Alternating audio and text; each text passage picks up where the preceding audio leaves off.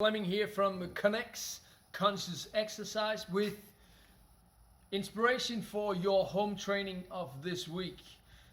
We are in what we call a dojo at the moment, so energy is a little bit down. We put that into our programming by keeping the intensity kind of in the medium range. We're going to do 30-second intervals, 5 exercises with 30 seconds of rest in between.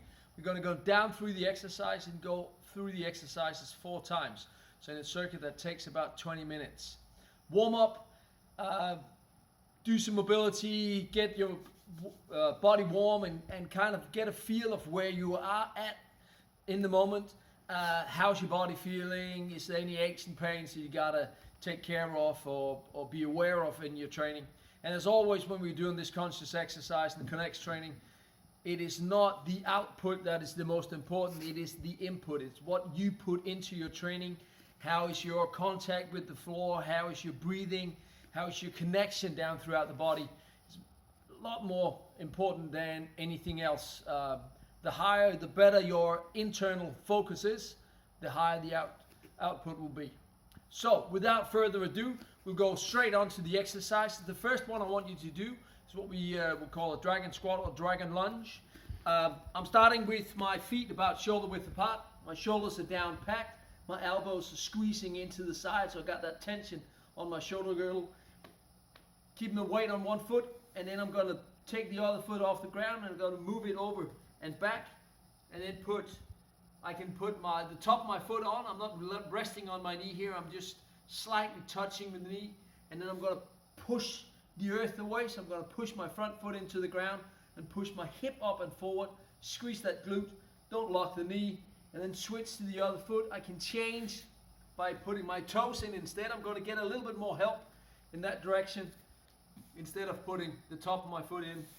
Be careful that the front knee doesn't collapse inwards, so you kind of falling off this way, but keeping that knee straight on top of your foot and pushing back up. Now, if that load is too much, you got knee pain as you're twisting in your knee, your hip's not happy with it, then we can go regress it into more of a back lunge. So I'm going to go straight back and down.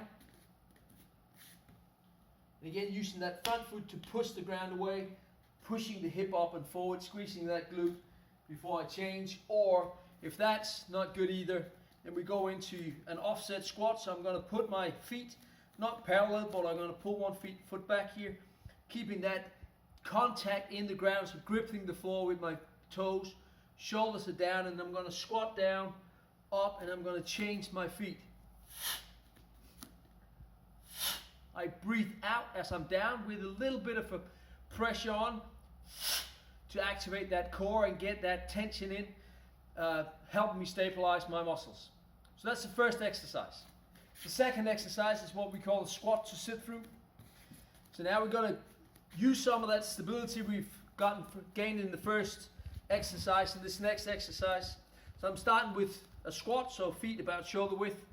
Again, gripping the ground, shoulders are down, packed again, and I'm squatting down as far as I can.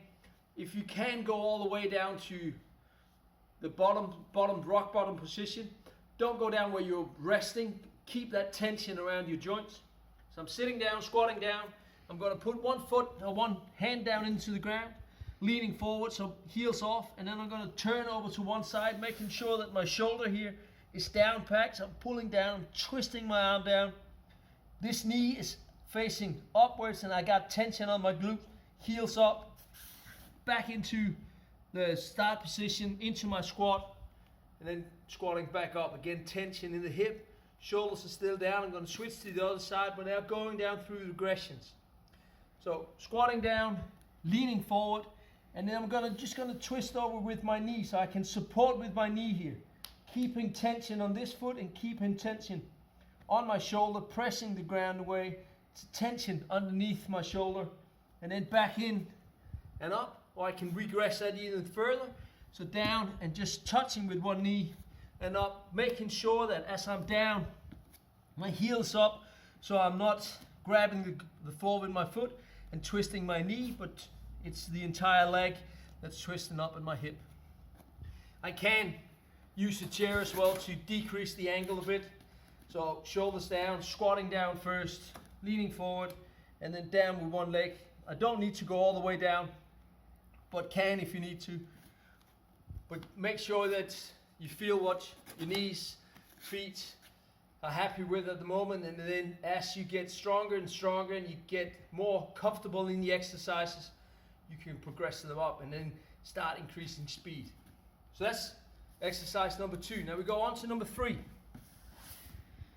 And in this exercise, what we're going to focus on is the tension around the shoulder and our hollow body, and that we can change tension, or keep that tension as we change our position here.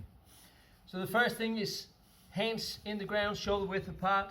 Shoulders are going to be pulled down towards my back. I'm going to turn my elbow pit forward, and then I'm going to tuck that tailbone, pushing my heels back so I have my hollow body tension here, keeping that tension around my shoulders. I'm going to pull one knee up, so the outside of the knee up between my hands, and then I'm going to sit or pull myself down towards the ground as close as I can. And as I'm pushing the ground away, I'm pulling my leg back and ending in my hollow body.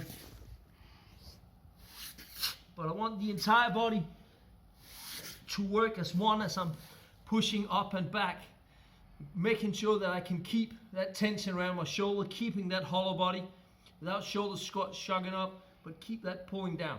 Now I can regress that by, instead of putting the outside of my knee up, just put the front of my knee down, so it's a little bit less tension on my knee, and I can still get that pull down and pressing up and back. And if I need to, I can go on my knees and do the same and pulling up, but making sure that I keep that hollow body position as I'm pushing up and back.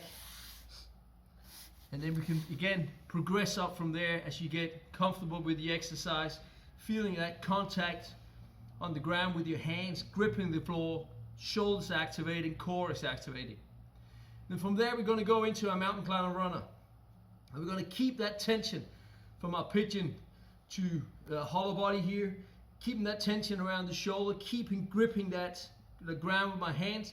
And now I'm going to add a pull back with my hands toward my feet. So as I have my hollow body, still that tension, I'm going to try and pull my hands back, and I'm pushing my heel back. As I'm holding that tension, I can pull one leg up. And then I'm going to do a shift.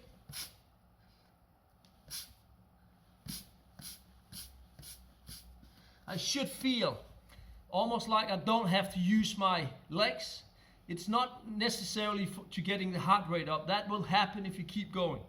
But it's to keep that tension, feeling that tension around your shoulders, keep that tension around your core, so that it's just a slight tap with your feet on the back. If you start losing that, then you put a lot of pressure back on my feet, and I'm now pushing back with my hands. So you see the difference as I'm going here and then going into a hollow body runner where I have that pull with my arms, tension underneath, connection to the core, just a slight touch with my feet on the back. That was exercise number 4. Now we have the final exercise where we're going to do a scorpion sit-up. So in this exercise, I'm going to pull my elbows in close. I'm going to have my hands up around my chest, shoulders are down packed. Again, keeping that core active. So as I'm lying down here, and if you're on the carpet floor down home, at home, use a long sleeve shirt. It's the same if you're on a wooden floor or any other surface, use a long sleeve. It's nicer for the skin. So shoulder down, and I'm keeping that tension in, and I'm going to pull one shoulder down. And if my core is active as I'm pulling my shoulder down, then my lower body is going to follow in that direction. So once I have that, I'm going to bend one leg and lift up. So I'm squeezing my glute here, having pressure up against. And then I'm going to try and turn that foot down towards the ground. And as I'm doing that, again, if my core is active, my upper body is going to start pulling forward, and then I can sit up. I'm not really using my hand, but I'm using my core, and that connection between the foot, my glute, and my core I'm going to pull my elbow down back into the front. I'm going to turn my back to you guys now. Shoulders down, in again, with that little pull forward, foot up, tension in the glute, pulling over, and then sitting up. Should be fluent, smooth, and I don't need to increase speed, but it's all about tension. I can increase this, so as I'm lifting up again, pushing it, and then my feet's on the ground, my hands in the ground, and I'm going to roll up. So now I have the position of my squat sit through.